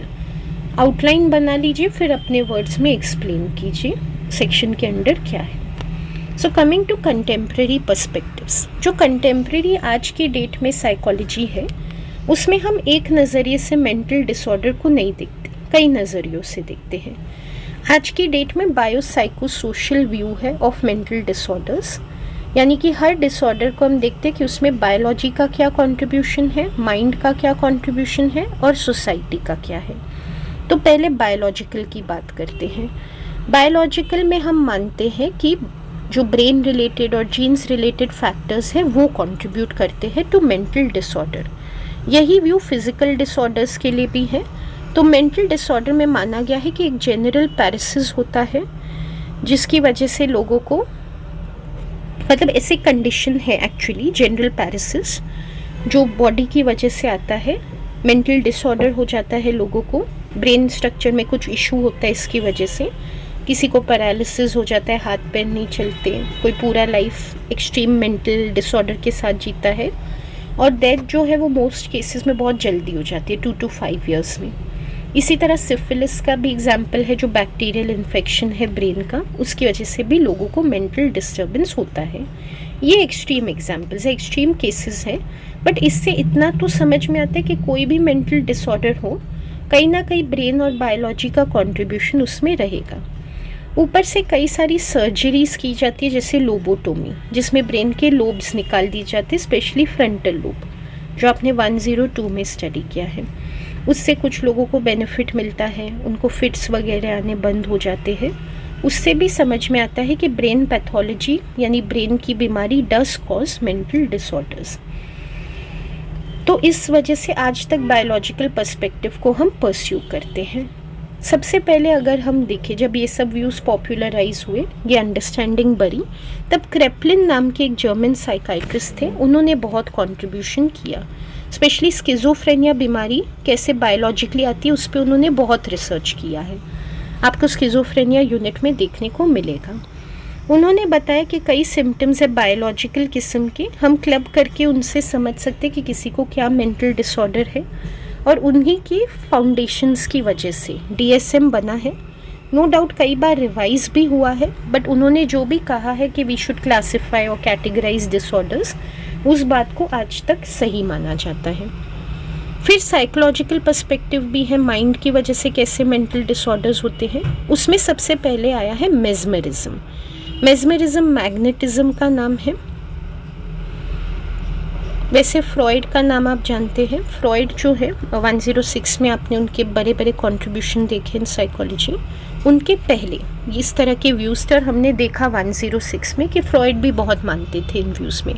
तो मेस्मर नाम के एक उस समय साइकोलॉजिस्ट थे जो एक्चुअली फिजिशियन थे, बट उनको लगता था कि जो ह्यूमन बॉडी है वो मैग्नेटिक फ्लूइड से इन्फ्लुएंस होती है। ग्रेविटी को हम समझते हैं तो हमारी बॉडी ग्रेविटी से आकर्षित रहती है। तो उनके हिसाब से, मेस्मर के हिसाब से, हमारे अंदर एक मैग्नेटिक फ्लूइड रहता है और वो ग्रेविटेशनल पुल से, प्लैनेट्स की ग्रेविटेशनल पुल से इन्फ्लुएंस होता है। तो उन्हें लगा मेंटल डिजीज़ में भी यही बात है, मैग्नेटिक फोर्सेस का कुछ डिस्टर्बेंस होता है जो बॉडीली प्रॉब्लम्स कॉज कर सकता है, वही मानसिक प्रॉब्लम्स भी क्रिएट कर सकता है। इनफैक्ट आज की डेट में हम बहुत साइंटिफिक नहीं मानेंगे, लेकिन अपने समय के हिसाब से जो रिसर्च होता था उसमें उन्होंने दिखा दिया कि जो लोगों को हिस्टेरिया होता है, ओवर ड्रामेटिक टाइप के लोग होते हैं, या एनेस्थीसिया होता है। हिस्टेरिया एक तो मतलब बॉडीली प्रॉब्लम्स कोई मानसिक रूप में एक्सप्रेस करता है वो, और एनेस्थीसिया मतलब जो कॉन्शियसनेस में नहीं रहता है फुली, बार बार सबकॉन्शियसली बिहेवियर करता है। वो सब उन्होंने क्योर कर लिया था लोगों के मैग्नेटिक फ्लूइड को सही करके।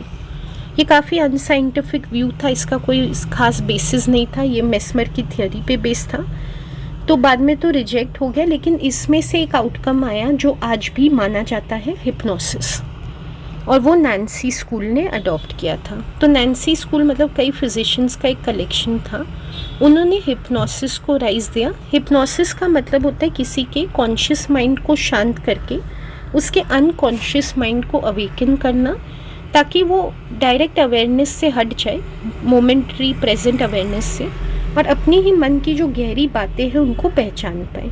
तो किसी को अगर ये हो रहा है हिस्टेरिया, कोई उसके अंदर दुख दर्द है या कोई बॉडीली इलनेस है जो वो एक मानसिक रूप में एक्सप्रेस कर रहा है, तो जब वो हिप्नोसिस के अंडर होगा तो वो समझ पाएगा कि वो ऐसा क्यों कर रहा है।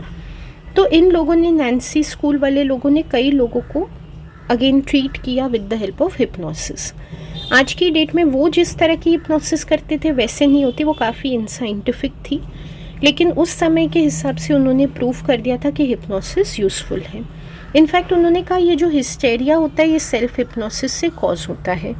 इंसान को कोई शारीरिक बीमारी है लेकिन वो खुद को बोल बोल के कन्विंस कर लेता है कि वो मानसिक रूप में बीमार है। तो ये जो व्यूज़ है डेफिनेटली अपने समय में इम्पॉर्टेंट रहे। फ्रॉइड बहुत इन्फ्लुएंस हुए, चाको बहुत इन्फ्लुएंस हुए उस समय, और उन्होंने एग्जैक्टली नहीं अडॉप्ट किया इन व्यूज़ को, लेकिन अपने तरीके से अपनी अपनी थियोरीज़ में अडॉप्ट किया, जो हमने 106 में भी स्टडी किया है। तो बात कर लेते साइको एनालिटिक व्यू, यानी चार्को फ्रॉइड के जो व्यूज़ थे, मेनली फ्रॉइड के। फ्रॉइड ने जो थियोरी दी वो इंस्पायर्ड थी ये सब व्यू से, लेकिन उन्होंने काफ़ी डिटेल्स में एक्सप्लेन किया कि मेंटल डिसऑर्डर्स कैसे होते हैं। फ्रॉइड की काफ़ी हिस्ट्री दी गई है यहाँ पे, वो बहुत इम्पॉर्टेंट नहीं है, बट आपको ये एक्सप्लेन करना उनकी थियोरी क्या है। उनके हिसाब से अनकॉन्शियस माइंड होता है जिसकी लोगों को अवेयरनेस नहीं होती है। हमारे ही मन में एग्जैक्टली किस किस तरह के विचार, बिलीफ से फुल्ली हम भी नहीं जानते, तो हर चीज़ हम कॉन्शियसली अवेयर नहीं होते। अनकॉन्शियस की वजह से ही सारे मेंटल डिसऑर्डर्स आते हैं। और अगर हम चाहते हैं कि लोग मानसिक रूप पे ठीक हो जाए, तो एक तरीका फ्रॉइड ने निकाला था which is known as catharsis. लोगों को हिप्नोटाइज करना ताकि वो अनकॉन्शियस को समझ पाए और जो भी अनकॉन्शियस में है उसको एक्सप्रेस करे कॉन्शियसली, जिससे वो फ्री हो जाए अनकॉन्शियस की प्रॉब्लम से। तो फ्रॉइड कैथारसिस वाला मेथड बहुत यूज़ करते थे। उन्होंने काफ़ी हिस्टेरिया के पेशेंट्स को हेल्प किया था, ट्रीट किया था। अगेन आज की डेट में हम नहीं मानेंगे उनके मेथड्स को साइंस में, बट उस समय उन्होंने प्रूव किया था। और कैथारसिस से ही related free association, dream analysis जैसी टेक्निक्स भी उन्होंने बनाई, सिमिलर है। अनकॉन्शियस को कॉन्शियस में ला के लोगों के मेंटल डिसऑर्डर्स को रिजॉल्व किया जाता है। साइको एनालिसिस की मास अपील बहुत थी, पब्लिक में बहुत पॉपुलर था।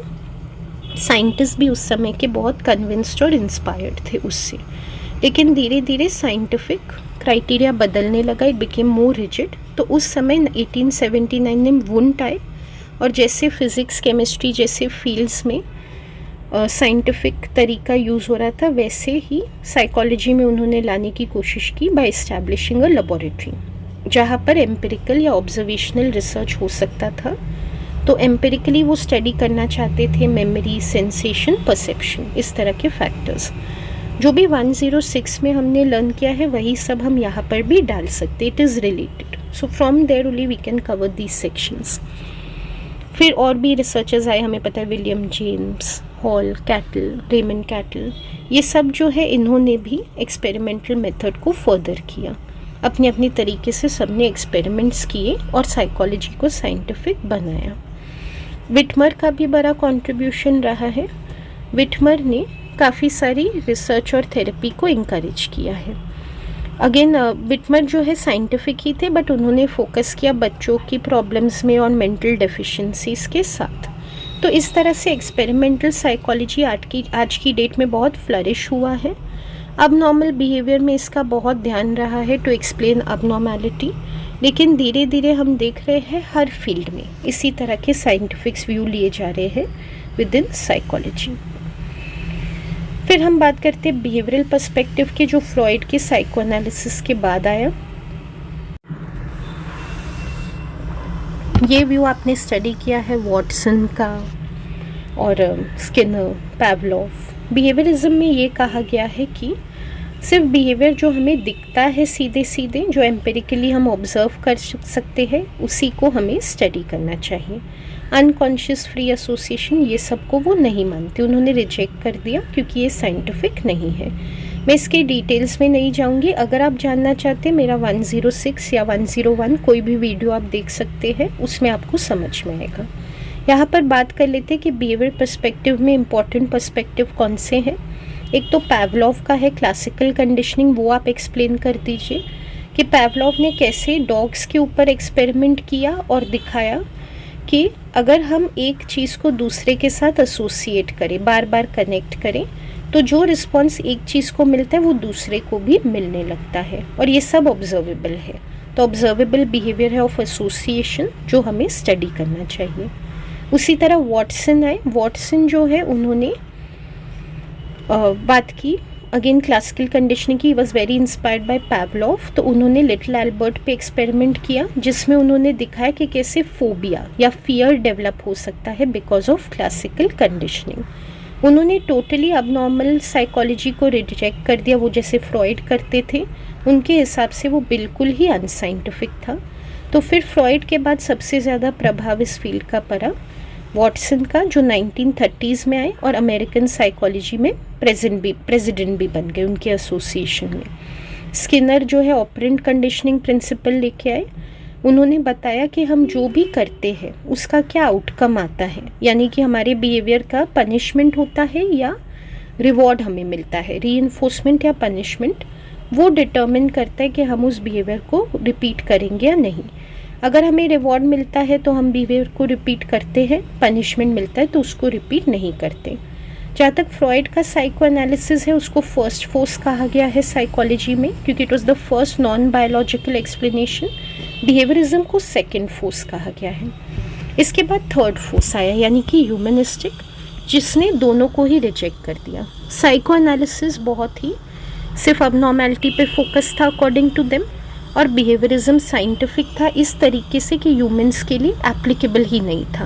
ह्यूमंस मशीन या एनिमल नहीं होते हैं कि उनको हम मशीन वाले प्रिंसिपल्स यानी नॉन लिविंग चीज़ों के जैसे स्टडी करें, ये ह्यूमैनिस्ट ने कहा था। तो उन्होंने कहा डीपर्सनलाइजेशन लोगों का नहीं करना चाहिए, इन ह्यूमन तरीके से स्टडी नहीं करना चाहिए, रादर लोगों को डिटेल में स्टडी करना चाहिए, चाहे नॉन साइंटिफिक मेथड्स यूज़ करना पड़े, बट लोगों का इंटरव्यू, केस स्टडी, ये सब करना सही रहता है टू डू देयर रिसर्च। ये जो सिंपल एक्सपेरिमेंटल रिसर्च होता है ये लोगों को समझ नहीं सकता है। तो इसमें जो सबसे फेमस रिसर्चर्स रहे हैं वो है रॉजर्स, जिन्होंने फ्री विल की बात की है। उनके हिसाब से लोग नेचर से अच्छे होते हैं और हमेशा चुनाव करते हैं कि कुछ अच्छा ही अपने लाइफ में करें।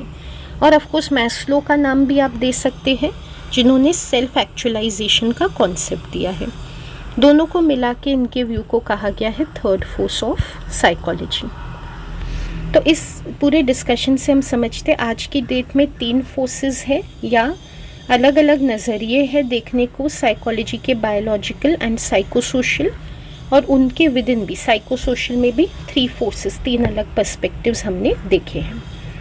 फिर इस यूनिट का जो लास्ट सेक्शन है वो है classification of psychological disorders between the contemporary and the historical views. Historical views आने के चांसेस ज़्यादा है इन द पेपर, क्लासिफिकेशन आने के चांसेस कम है।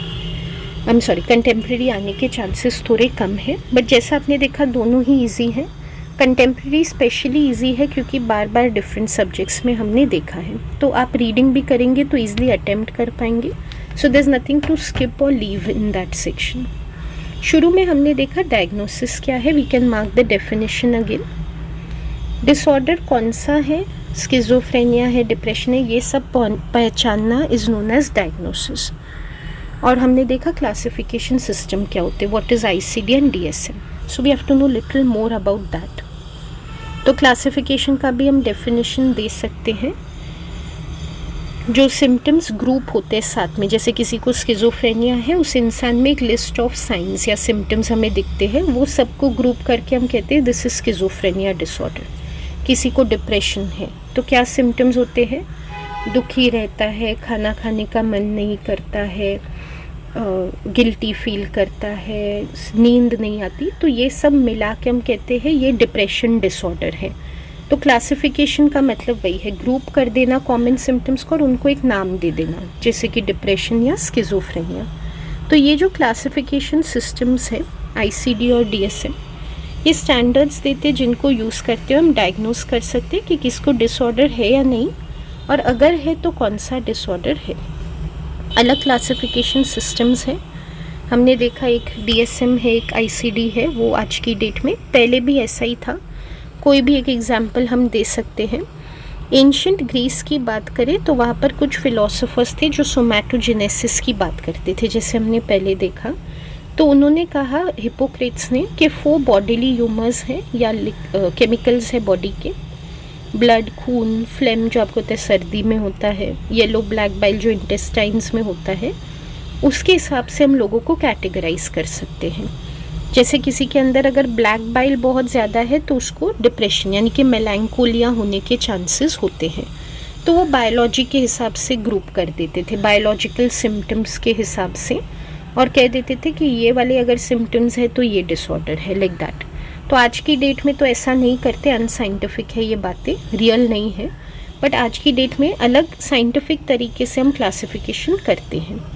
बाकी I leave it to you. इसी तरह और भी मेडिकल सिस्टम्स दिए हैं, इंडिया का ज़रूर एग्जाम्पल दे दीजिए कि आयुर्वेद में किस तरह से एक्सप्लेन किया है। It is similar to this only, bodily fluids के हिसाब से ही है, तो जस्ट मेमोराइज दिस। अब क्रेपलिन के बारे में हमने पहले देखा, उन्हीं के बारे में फिर से मेंशन्ड है, so will just mark quickly कि क्रेपलिन ने क्लासिफिकेशन सिस्टम दिया था, उन्हीं से इंस्पायर होके बना है DSM और ICD। क्रेपलिन भी क्या करते थे, वो प्रैक्टिसिंग साइकोलॉजिस्ट थे, तो वो देख लेते थे कि उनके पेशेंट्स में कौन से कॉमन सिम्टम्स हैं। उस तरीके से उन्होंने स्किज़ोफ्रेनिया पहचाना था, जिसको उन्होंने डिमेंशिया प्रेकोक्स कहा था, और मैनिक डिप्रेशन यानी कि बाइपोलर को पहचाना था। आज की डेट में बहुत सारे मेंटल डिसऑर्डर्स पहचाने गए हैं, आप इस सब्जेक्ट का इंडेक्स देखेंगे तो ही आपको पता चल जाएगा। तो सारे इसी तरह से क्लासिफाई किए गए हैं। अब क्वेश्चन आता है कि फ़ायदा क्या है क्लासिफिकेशन सिस्टम रखने का, तो क्विकली हम नोट कर लेंगे।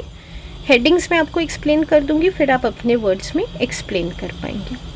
क्लासिफिकेशन सिस्टम क्यों होना चाहिए? सबसे पहले उससे आपको एक ब्रीफ में समझ में आ जाता है कि किसको कौन सा डिसऑर्डर है। तो आपके पास एक रेफरेंस रहता है जिसमें क्विकली सिर्फ सिम्टम्स को रीड करके आप पहचान पाते कि किसको कौन सा डिसऑर्डर है। तो एज अ साइकोलॉजिस्ट आपके लिए बहुत टाइम सेविंग है। दूसरा है, आप एक यूनिक कॉन्फ़िगरेशन पहचान पाते हैं। जेस्टॉल्ट व्यू में हमने सीखा है लोग आइसोलेशन में नहीं होते, हमेशा होलिस्टिक तरीके से लोगों को देखना चाहिए। तो किसी इंसान में मानसिक, शारीरिक और सामाजिक तौर पे क्या लक्षण है, उनको मिला के क्या कंडीशन क्रिएट होती है जो उसका होलिस्टिक वर्जन है, वो आप समझ पाते हैं। इसके अलावा आपको एक आइडिया मिल जाता है, ओके ये पर्टिकुलर वाला डिसऑर्डर है तो क्या कारण रहे होंगे, आप उसके ऊपर रिसर्च भी कर सकते हैं एंड एज अ साइकोलॉजिस्ट आपको नॉलेज भी होती है और फिर आप सही ट्रीटमेंट दे पाएंगे, क्योंकि हर डिसऑर्डर की अपनी ट्रीटमेंट होती है।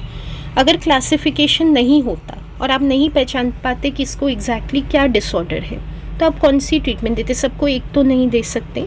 तो क्लासिफिकेशन सही ट्रीटमेंट में हेल्प करता है। इसके अलावा जो क्लासिफिकेशन है वो आपको जो पेशेंट्स हैं एक्चुअली उनको सोशल इंस्टीट्यूट से मदद दिलाता है। एक बार किसी को डायग्नोसिस मिल गया कि उसको क्या डिसऑर्डर है, तो उसी से रिलेटेड कोई भी संस्था है जो उनको हेल्प प्रोवाइड करती है या अपने ही स्कूल वर्क प्लेस में कोई प्रोविजंस है उनके लिए, तो वो उसका बेनिफिट ले पाते हैं। इसके अलावा जो मेडिकल और लीगल केसेस होते हैं उसके लिए डायग्नोसिस ज़रूरी है। हमें इंश्योरेंस क्लेम करना है तो हमारे पास डायग्नोसिस होना चाहिए। कोई लीगल केस हो जाए जिससे हमें वो चाहिए, रिलीफ चाहिए, राहत चाहिए, तो हम अपना डायग्नोसिस प्रेजेंट कर सकते हैं। इसके अलावा बहुत लोगों को डर लगता है जब तक उनको पता नहीं चलता उनको क्या डिसऑर्डर है, वो वर्स से वर्स आउटकम इमेजिन करते हैं। तो उनको एक समझ आए कि उनको एग्जैक्टली क्या हुआ है और उनका मन शांत हो जाए, उनको रियलाइज़ हो ये कंडीशन है, इसकी ट्रीटमेंट पॉसिबल है, तो वो राहत के लिए भी ये सिस्टम हेल्प करता है। लेकिन क्लासिफिकेशन सिस्टम्स में कुछ चैलेंजेस भी है, इजी नहीं रहा है इनको डेवलप करना और यूज़ करना, उसके बारे में भी हम स्टडी करेंगे। तो 3 चैलेंजेस रहे हैं। एक है बायस इन डायग्नोसिस। कई बार क्या होता है कि अलग कल्चर्स में जब हम एक ही डायग्नोस्टिक सिस्टम लेते हैं तो अलग अलग आउटकम निकलते हैं।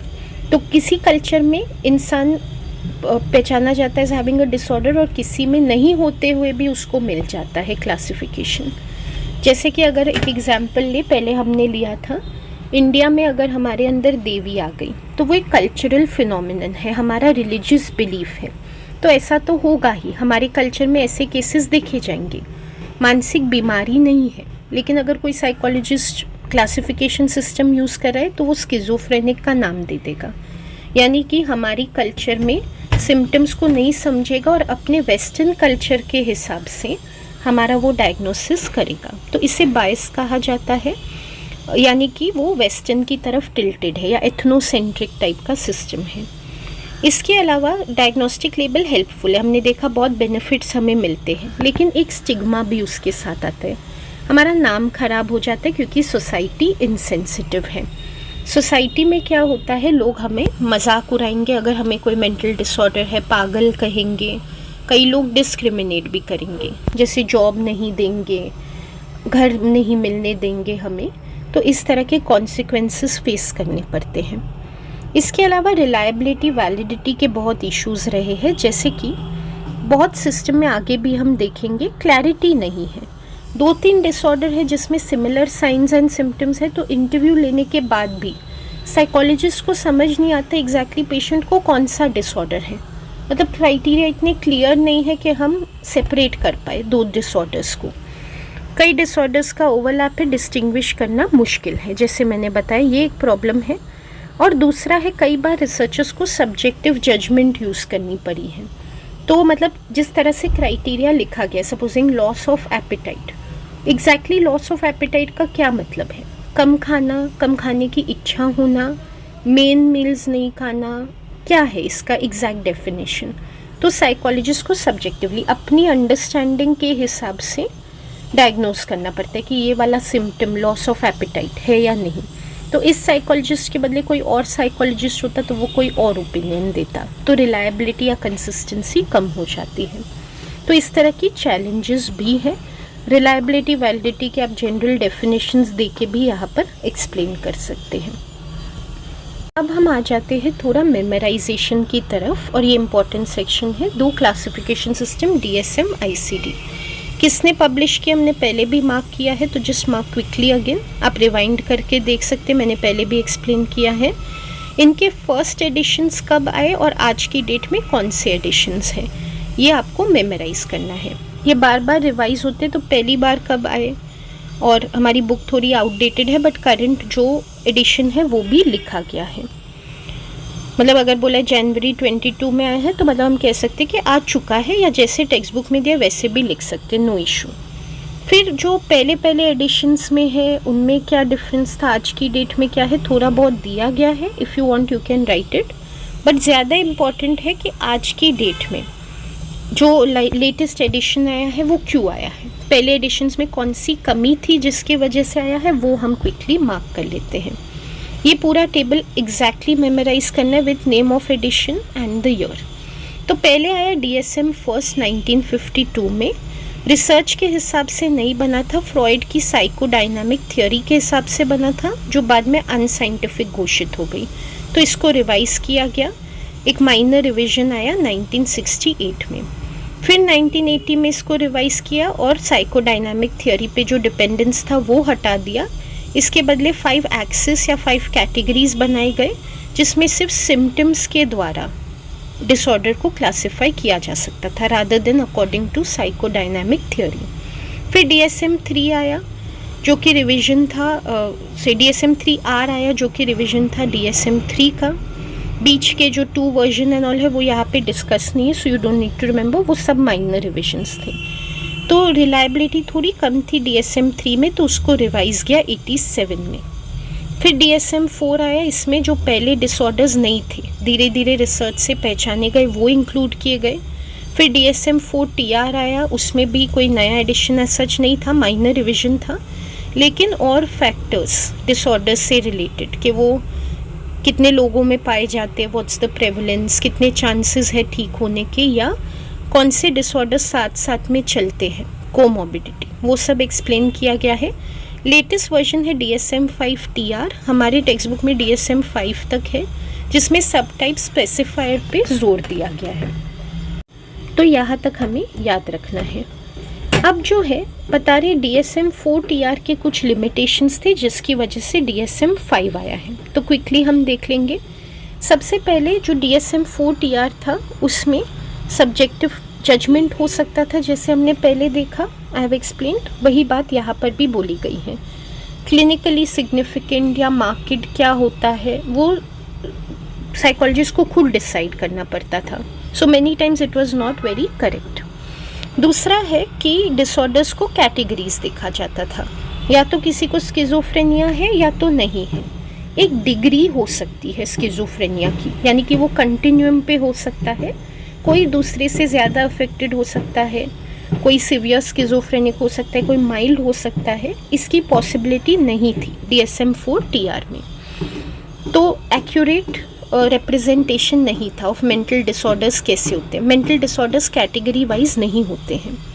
इसके अलावा हेट्रोजीनिटी थी डायग्नोस्टिक क्राइटेरिया में, जैसे कि जो लोगों को सेम डिसऑर्डर का टैग दिया जाता था अकॉर्डिंग टू DSM, किसी किसी को वो सिम्टम्स होते थे जो दिए गए हैं DSM में, किसी को टोटली डिफरेंट सिम्टम्स होते थे। जैसे कि DSM में 10 सिम्टम्स लिखे गए हैं, तो किसी को 5 सिम्टम्स पहले 5 है और किसी को लास्ट के 5 है, तो दोनों में कोई मेल ही नहीं है, दोनों को सेम डिसऑर्डर है लेकिन दोनों के सिम्टम्स बिल्कुल अलग अलग है।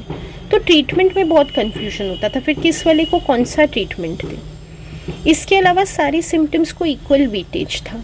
उस DSM में ये स्पेसिफाइड ही नहीं था कि अगर किसी को कोई कंडीशन है तो ठीक है, बहुत सारे सिम्टम है, 10 है, इनमें से सबसे ज़रूरी कौन सा है जिसको पहले ट्रीटमेंट करना चाहिए, या जो सबसे ज़्यादा उस डिसऑर्डर को रिप्रेजेंट करता है, और कौन सा कम इम्पॉर्टेंट है, इसकी कोई आइडेंटिफिकेशन नहीं थी। इसके अलावा जो ड्यूरेशन होता है कि कम से कम इतने महीने तक सिम्टम्स दिखने चाहिए या इतने सिम्टम्स दिखने चाहिए, वो आर्बिट्रेरी था, रैंडम था, उसका कोई रिसर्च में बेसिस नहीं था कि हम क्यों कह रहे कि मिनिमम 2 सिम्टम होंगे तो हम डायग्नोसिस देंगे या 1 महीने तक होगा तो हम देंगे, रैंडम जजमेंट था। इसके अलावा कुछ डिसऑर्डर्स के लिए रिस्ट्रिक्टिव क्राइटेरिया था, यानी कि जैसे एग्जाम्पल दिया ईटिंग डिसऑर्डर्स का, ऐसा क्राइटेरिया था बहुत ही स्पेसिफिक, तो अगर कोई नहीं मीट करता था, थोड़ा भी ऑफ होता था, तो उसको वो डायग्नोसिस नहीं मिलता था। जैसे अगर कोई ईटिंग डिसऑर्डर का क्राइटेरिया है कि इतना परसेंटेज बॉडी वेट कम होना चाहिए अकॉर्डिंग टू BMI, तो अगर थोड़ा भी उससे ज़्यादा है तो उसको डायग्नोसिस नहीं मिलता था, हालांकि साफ पता चल रहा है कि उस इंसान को ईटिंग डिसऑर्डर है।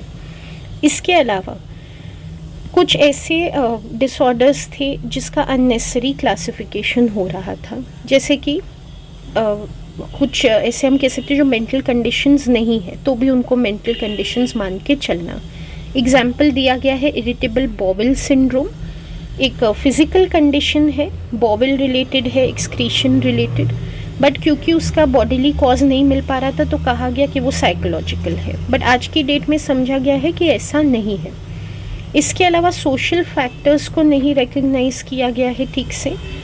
बहुत जो बीमारियां होती है वो सोशो कल्चरल फैक्टर्स की वजह से होती है, जैसे लोगों को समाज में डिस्क्रिमिनेशन फेस करना पड़ता है, वो पुअर सेक्शन से है तो उनके साथ बहुत अन्याय होता है, अपॉर्चुनिटीज़ नहीं मिल पाती है। ऐसी बातों को कोई भी जगह नहीं मिली है DSM में कि इंटरव्यू में हम लोगों को इन सब चीज़ों के बारे में पूछ सकें। इसके अलावा बहुत कोमॉर्बिडिटी के केसेस हैं, बहुत सारे ऐसे डिसऑर्डर्स हैं जो मेल खाते हैं दूसरे से और एक ही टाइम पे इंसान को 2-3 डिसऑर्डर होते हैं। जैसे डिप्रेशन है तो मोस्ट केसेस में एंजाइटी भी होता है इंसान को, तो क्या हम वाकई इनको अलग अलग डिसऑर्डर मानिए या एक ही मान के चले, क्योंकि मेजॉरिटी केसेस में दोनों साथ में ही है, वो वाला क्वेश्चन भी अराइज होता है। इसके अलावा जो है कॉमनैलिटीज़ को इग्नोर किया गया है, जो हमने पहले देखा ओवरलैप्स। कुछ डिसऑर्डर्स है जिनके सिम्टम काफ़ी एक जैसे ही है तो हम उनको क्यों अलग कर देते हैं वो समझ में नहीं आता है। एग्जाम्पल दिया इंटरनलाइजिंग एक्सटर्नलाइजिंग डिसऑर्डर्स का। कुछ लोगों को एंजाइटी होती है तो वो इंटरनलाइज करते हैं, अपने साथ सेल्फ डिस्ट्रक्टिव बिहेवियर्स करते हैं। दूसरे लोग एंजाइटी को एंगर में कन्वर्ट करते, दूसरों पर निकालते हैं, इंटरमिटेंट एक्सप्लोजिव टाइप के हो जाते हैं। तो एक्चुअली देखा जाए दोनों का रूट कॉज सेम है, दोनों को एंजाइटी है, एक्सप्रेस या मैनिफेस्ट करने के तरीके अलग है, तो फिर क्यों हम इस तरह से डिफ्रेंशिएट कर रहे हैं। तो ये सारी प्रॉब्लम्स रहे DSM-4 में, लेकिन सारी प्रॉब्लम्स DSM-5 में ओवरकम नहीं हुए हैं, फिर भी काफ़ी सारे प्रॉब्लम्स को रिजॉल्व किया गया है। स्पेशली बता रहे हैं जो सोशो कल्चरल कॉन्टेक्स्ट मिसिंग था DSM-4 में, वो हमें DSM-5 में देखने को मिलता है। तो अब DSM-5 में क्या अच्छी बातें हैं रिवीजन के हिसाब से वो देख लेते हैं। तो एक तो DSM-5 में डायग्नोस्टिक क्राइटेरिया को डिस्क्रिप्टर्स में कन्वर्ट किया गया है। हमने देखा कि कैटेगरीज नहीं होती है, कंटिन्यूआ होता है, सिवियर, माइल्ड, मॉडरेट, इस बात को कंसिडर किया गया है और स्पेसिफिक डिस्क्रिप्टर दिए जाते कि इंसान को किस इंटेंसिटी के साथ डिसऑर्डर है। इसके अलावा सब टाइप और स्पेसिफायर की प्रॉब्लम को रिजॉल्व किया गया है। पहले हम डिसऑर्डर को सब टाइप में डाल देते थे, जैसे कि कैटेटोनिक स्किज़ोफ्रेनिया, पैरानॉइड स्किज़ोफ्रेनिया, और कहते थे दोनों एक्सक्लूसिव है, जिसको पैरानॉइड स्किज़ोफ्रेनिया है उसको कैटेटोनिक नहीं हो सकता, जिसको कैटेटोनिक है उसको पैरानॉइड नहीं हो सकता। अब ऐसा नहीं है, ओवरलैप की प्रॉब्लम को समझा गया है, इसलिए सब टाइप्स को हटा के स्पेसिफायर डाल दिए गए हैं। स्पेसिफायर में एक तो वो इंटेंसिटी भी आ जाती है जो डिस्क्रिप्टर्स में है, और दूसरा है माना जाता है कि इंसान को दोनों हो सकता है, so schizophrenia with catatonia and paranoia दोनों हो सकता है, दोनों स्पेसिफायर दे दिए जाएंगे। इसके अलावा प्रिंसिपल डायग्नोसिस को यूज़ किया जाता है। हमने देखा कोमॉर्बिडिटी बहुत होती है, तो इंसान को अगर 2-3 कंडीशन है उसमें से मेन कौन सी है वो पहचाना जाता है और सेकेंडरी कौन सी है, ताकि ट्रीटमेंट इजीली फैसिलिटेट हो सके। जो मेन है उस पर ज़्यादा फोकस किया जा सके।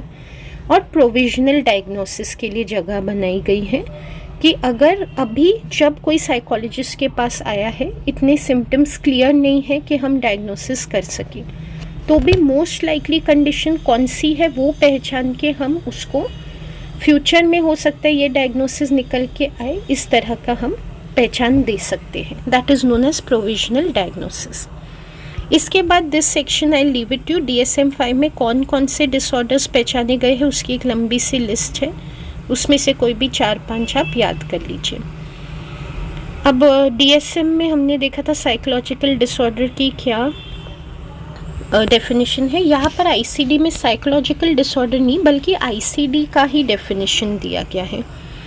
अगेन बहुत लंबा है, we can't get into it, लेकिन ICD जो है वो सिर्फ मेंटल डिसऑर्डर्स के लिए नहीं है, DSM सिर्फ मेंटल डिसऑर्डर्स के लिए है, ICD मेंटल और फिजिकल डिसऑर्डर्स दोनों के लिए है, और बनाया ही उस उद्देश्य से गया है कि वर्ल्ड वाइड हम पहचान पाए कौन से मेंटल फिजिकल डिसऑर्डर्स है और उनकी डायग्नोसिस और रेजोल्यूशन कर सके। तो ये अगर आप पढ़ेंगे जो इटैलिक्स में डेफिनेशन दिया है तो आपको समझ में आ जाएगा कि ICD का क्या पर्पस है। अब ICD में कौन से डिसऑर्डर्स है वो भी दिए गए हैं, वेरी सिमिलर टू DSM। यहाँ पर भी आप 4-5 याद कर लीजिए। ICD में फिजिकल वाले भी है बट यहाँ पर सिर्फ मेंटल वाले दिए हैं because that is relevant to us. Finally बता रहे आज की डेट में कोशिश है कि DSM और ICD को मर्ज कर दिया जाए। क्यों हम अलग अलग सिस्टम्स रखें, क्यों ना एक ही सिस्टम रखें जो through out the world use हो, तो साइकोलॉजिस्ट भी इंटरनेशनली एक दूसरे के साथ क्लियरली कम्युनिकेट कर पाएंगे, क्योंकि सब एक ही को रेफ़र कर रहे होंगे स्टैंडर्ड क्राइटेरिया को। तो रिसर्च वर्क, डिस्कशन, सेमिनार्स सबके लिए बहुत ईजी हो जाएंगे। तो वो प्रयास अभी ऑनगोइंग है। फ़िलहाल तो 2 अलग सिस्टम्स हैं, होपफुली फ्यूचर में दोनों को कंबाइन करके एक ही कॉमन सिस्टम बना दिया जाएगा। That is it for this lesson. Like I said before, do go through the lesson immediately after watching the video, वो बेस्ट रहता है लर्निंग के लिए। And if you are waiting for a crash course जो आपको exam में help करे in psychology, आप सभी लेसन्स का क्रैश कोर्स चाहते हैं तो मैं जल्द ही अनाउंस करूँगी इस तरह का क्रैश कोर्स, डिटेल्स अपने चैनल पे। लेकिन इसके अलावा अगर आपको ट्यूशन चाहिए या कंसल्टेशन चाहिए for psychology on a 1-to-1 basis, तो फिर आप मुझे नीचे दिए हुए फ़ोन नंबर पे मैसेज कर सकते हैं या मुझे ईमेल लिख सकते हैं on the email ID given below. So that is it for today's video. Thank you for watching.